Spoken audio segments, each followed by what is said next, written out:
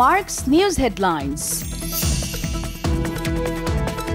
যুক্তরাষ্ট্রের ৪৭তম প্রেসিডেন্ট হিসেবে শপথ নেন ডোনাল্ড ট্রাম্প। শপথ নিয়ে বাতিল করেন বাইডেন আমলের ৭৮ নীতি। শপথের পর তিনি বলেন, এখন থেকে শুরু হলো আমেরিকান সুবর্ণ যুগ। ওয়ার্ল্ড ইকোনমিক ফোরামের বার্ষিক সম্মেলনে যোগ দিতে ৪ দিনের সরকারি সফরে সুইজারল্যান্ড গেলেন প্রধান উপদেষ্টা।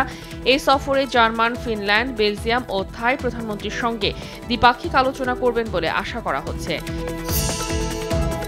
শীতে উত্তরাঞ্চল সহ দেশে বিভিন্ন জেলায় দুর্ভোগে আছে মানুষ। দিনাজপুরের হিলিতে বিপাকে পড়েছে নিম্ন আয়ের মানুষ।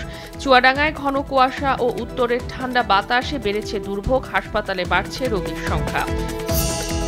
অন্তর্বর্তী সরকারের দীর্ঘ সময় ক্ষমতায় থাকা ঠিক নয় মন্তব্য করে দ্রুত নির্বাচন দেওয়ার আহ্বান বিএনপির স্থায়ী কমিটির সদস্য ড খন্দকার মোশাররফ হোসেনের।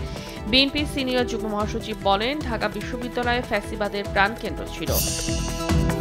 কথিত ফ্যাসিবাদী সরকার গণমাধ্যমের উপর তাণ্ডব চালিয়েছে বলে মন্তব্য করেছে জামাতের আমির। আর কোনো সাংবাদিককে যেন লেখার জন্য চাকরি হারাতে না হয় সে ব্যবস্থা নেওয়ার দাবি জানিয়েছে আমার দেশ সম্পাদক। আইন শৃঙ্খলা সংক্রান্ত উপদেষ্টা কমিটির বৈঠকে র্যাব, পুলিশ ও আনসারের নতুন রঙের পোশাক নির্ধারণ করা হয়েছে বলে জানিয়েছে স্বরাষ্ট্র উপদেষ্টা। তিনি বলেন, পোশাকের সঙ্গে সঙ্গে সদস্যদের মন মানসিকতারও পরিবর্তন হতে হবে। সীমান্তে অধিকার নিয়ে কোনো ছাড় দিচ্ছে না বর্তমান সরকার। স্বরাষ্ট্র উপদেষ্টা জানান, সীমান্তে কোনো আপোষ নয়, অধিকার বুঝে নিতে সীমান্তে সাউন্ড গ্রেনেড ও টিয়ার শেল কেনা ও ব্যবহারের অনুমোদন পেয়েছে বিজিবি। মুক্তিযোদ্ধার সন্তান কোটায় মেডিকেল ভর্তি পরীক্ষায় নির্বাচিত ১৪৩ জনের ফল স্থগিত করেছে স্বাস্থ্য শিক্ষা অধিদপ্তরের অতিরিক্ত মহাপরিচালক। এ তথ্য জানান, প্রয়োজনীয় যাচাই বাছাই শেষে তাদের বিষয়ে সিদ্ধান্ত নেওয়া হবে। চ্যাম্পিয়ন্স লিগে রাতে আলাদা ম্যাচে মাঠে নামছে বার্সেলোনা লিভারপুল। বেনফিকার ঘরের মাঠে আতিথ্য নেবে বার্সেলোনা। শীর্ষে থাকা লিভারপুল চাইবে জয়ের ধারা অব্যাহত রাখতে।